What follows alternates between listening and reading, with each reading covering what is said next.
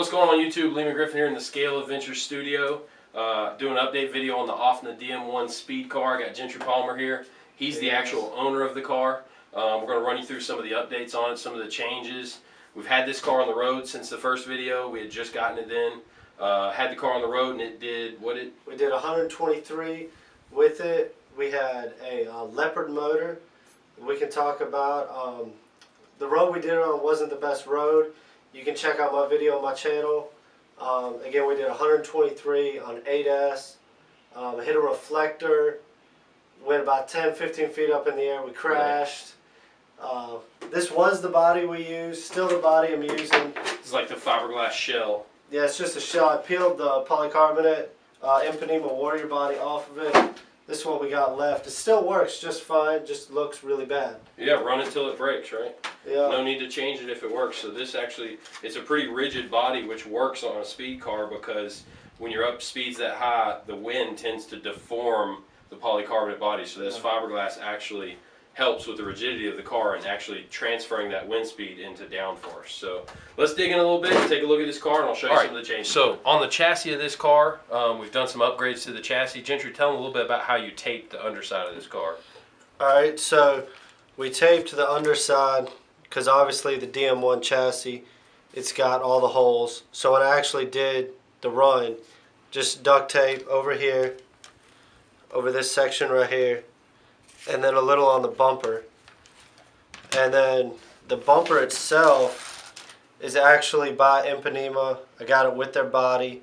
It's their big bumper that goes over their body, so you don't have a big space like you would if you use the stock OFNA bumper. So it keeps it from pushing in, basically, because it provides like a back for it. Yeah, and also inside this bumper, I have half a pound of weight. Gotcha. And I did a little testing.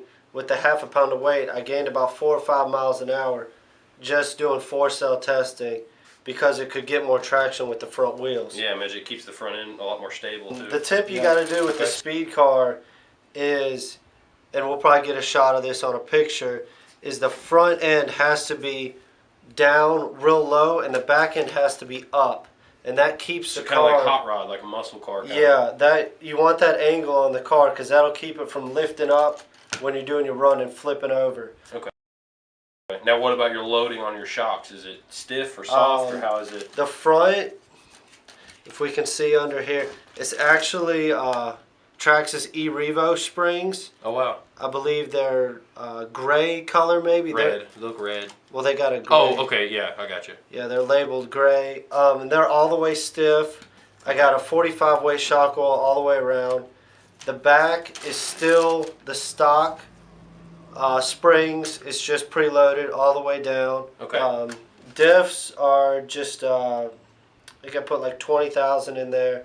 There's no center diff, obviously. Gotcha. And the rear might have 100,000 in there. Okay. And what is is there a logic behind that? The lighter in the back, or lighter in the front, heavier in the back? Yeah, I just didn't want the back wheels when I was in the middle of a run to kind of get one loose. I wanted them to be as locked as possible. Okay, almost like a solid axle type setup. Pretty much. The electronics of this car, Gentry's changed quite a bit of things on this. Gentry, tell them a little bit about your brake conversion that you did. Yeah, that's probably the most notable thing that we have on here because this is the DM1 Spec E. It did not come with mechanical brakes. I had to get on Tower's website, I believe is where I got it all from. But you have to buy all the nitro parts to make it mechanical disc brakes. So all this is just stock OFNA things. The linkage here I just kind of made up myself. So what is the advantage of the disc brakes as opposed to using the motor brake? When you're going this fast, the motor can't stop it as effectively because it's got such a big gear. It puts a lot of strain on the motor, and sometimes you like to do 1 or 2 runs, back to back. So that'll keep your motor temps down. Gotcha. Yeah, and I imagine they're getting pretty hot. It stops a lot faster. But I still do have some motor brake.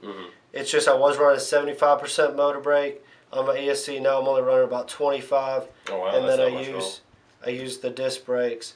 So does it have to be a high torque servo or just a basic anything goes? This is just a basic high-tech 645 MG.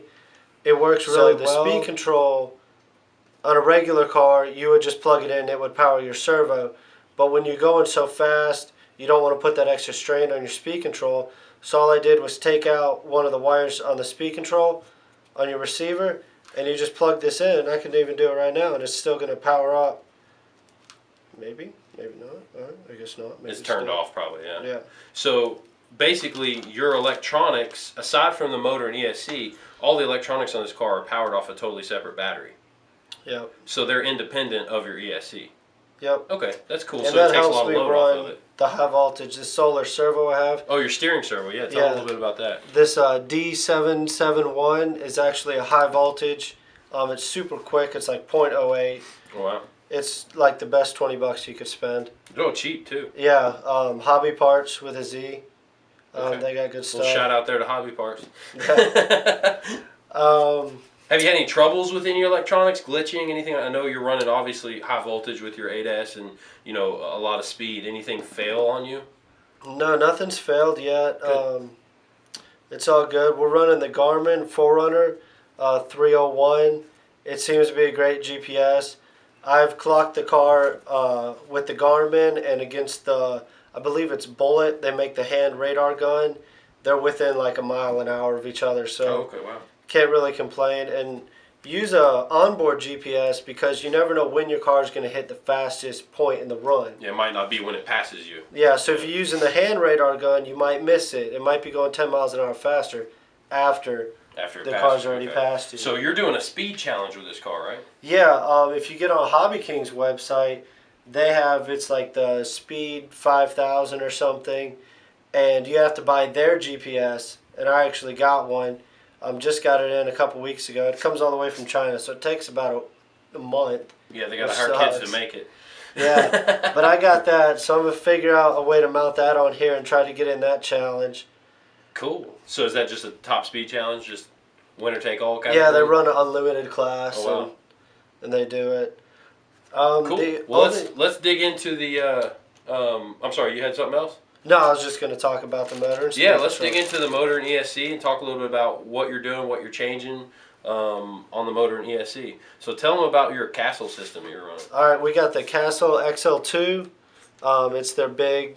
It's mainly for fifth scales, but it's set up. We got a Castle cat pack right in here. 8mm bullets. Running in. I have it maxed out on timing. If you go into the program, it's maxed out on timing. It has the amp limiter, which is a big thing you got to set. You guys got to watch if you're doing the speed runs. If you don't program this, it's only going to put out like 200 amps and it'll cut off. Oh, wow. That really hurts your horsepower. And it'll actually go all the way up to 300, which is what I have it set You just have at. to program it to do that. Yeah, you have to get the Castle link and you have to program it. It's a great ESC. I've had this in Losi 5. Oh yeah, it was in our Losi 5 that we did. Mugen MBX6, was it in that one or that was before? Wasn't in that one. Okay. But it was in Losi 5. It was in a Baja. It's probably almost a year old now. Run just fine. Not a glitch on it. And I see you changed motors since the last video. You had a Leopard in there before. Yeah, right? when I did 123, I had a Leopard. That motor was great. It wasn't as smooth as this one. Right now we're running the Castle 1717. Okay. This is the probably motor. your favorite motor. Yeah, this is the motor that's actually comes stock in the Traxxas XL1. Okay, so it's naturally out of a speed car. Yeah, it's out of a speed car. The one thing I did do to this that I found to be really beneficial was I took the motor apart and I put Boca bearings in it. It's got fully ceramic. So Boca they hold bearings up better to the high temperatures. Yeah, and it's a lot smoother. Okay. And what is the KV of this motor actually? It's 1717. It is 1,650. Okay, so it's a lower KV motor. It's a low KV. There are people out there running the Castle 2200, but you got to be real careful with your gearing because that motor spins super fast. Gotcha. This is actually a really big motor and it barely fits in there. I got this little Hobby Wing heat sink on there. Now, what about your gearing? I know in speed videos, a lot of people don't like talking about their gearing. Yeah. Kind of like the trade secret. But, yeah, it's not. If you don't mind. No, it's not a big deal. For my my spur gear, actually, I'm running a pinion for a 8mm shaft. So It deletes any adapters you would have to do to run like a Revo gear or any type of bolt on and then put another gear on it. It's just a straight 8mm shaft pinion. You can get them online. I'm not really sure where I got that one, but they're everywhere. Cool. So that's a 31 tooth running to a 34 spur gear. So it's over 1-to-1.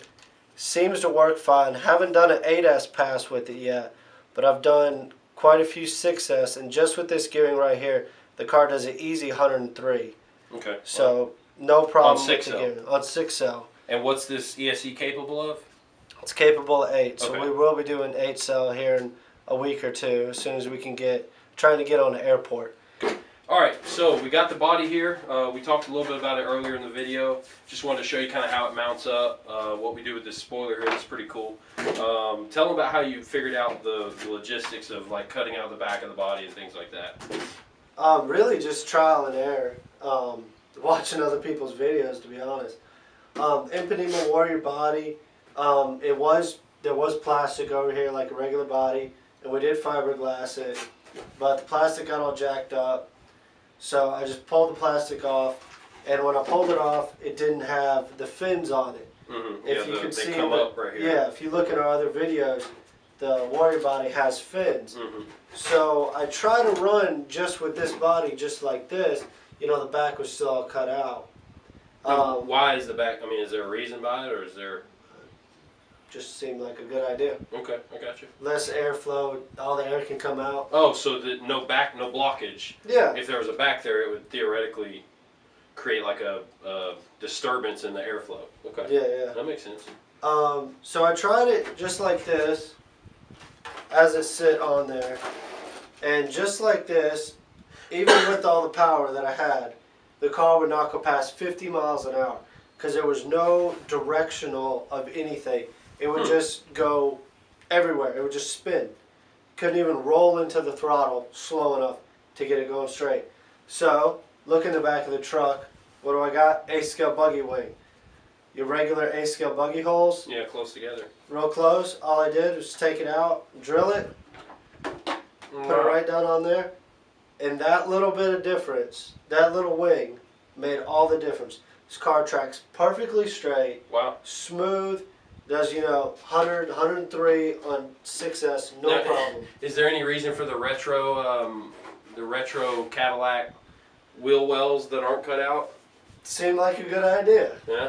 Seems like it would help, I guess, airflow over the wheels, keeping the back end a little more stable. Yeah. Oh, it's true, because I remember in the old body we didn't do this.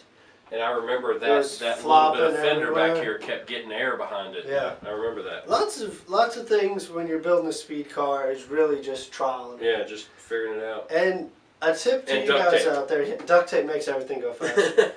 And a tip to you guys out there, if you're doing an 8S speed car, you don't have to run 8S. 8S. Okay. 6S, whatever you want. If you're trying to do the fastest 4S, if you don't have a lot of room, like you're just running up and down your street in front of your house or something, you got 200 yards or whatever, cut the voltage in half. If you're trying to do an 8S, I do lots of testing on 4S. Because if it makes 2 or 3 miles an hour on 4S, that's 6 or 7 miles an hour on 8S. Yeah, it's theoretically, yeah. So do your testing. So do your testing like half scale, and it should translate to the full scale. Okay, yeah, that makes sense. And then you don't risk as much damage when you're testing on a street. When you crash at 60, it's better than it's okay. Better than 120. That's debatable. I've ruined a lot of parts at 60 miles an hour, so a lot less expensive. Well, man, thanks for coming. This was a blast. Looks like it's coming a long way. Got a lot of progress with it. Yeah, we're gonna get there. We got to do a video getting this thing on the road, man, and see what this thing will actually do. What's the max speed again? Just so far? Fastest we've gone without this motor, with the old Leopard motor, we hit 123. Okay. So we're going for 150, right? We're going to try. The fastest DM1 I've seen on YouTube, and somebody comment and show me that they got one going faster. Do it. That's the challenge. Is like 138, and a guy did it on like a main street. Balls to the wall crazy. Like there were cars going everywhere. So, but he was running so we're coming for you. A new motor, Steve New custom motor. So, you've had one of those, haven't you? I have not, I thought man. you They had are a- like $300 and something. Oh wow. This motor you can get on eBay for like $130. Okay, so budget performance. Yeah. Well, guys, thanks for watching. Be sure to subscribe. We're going to do some more videos like this. I know in the corner of the studio we've got a Mugen MRX5. It's a Mugen on-road car, man. That thing is awesome. So we're going to do a video in the future on that. We got some crawlers in the studio. We got a Traxxas Slayer here. This is a Revo chassis nitro short course truck. So we got plenty of stuff to shoot on, man. We're going to make a ton of videos. You guys subscribe and stay in touch. Thank you.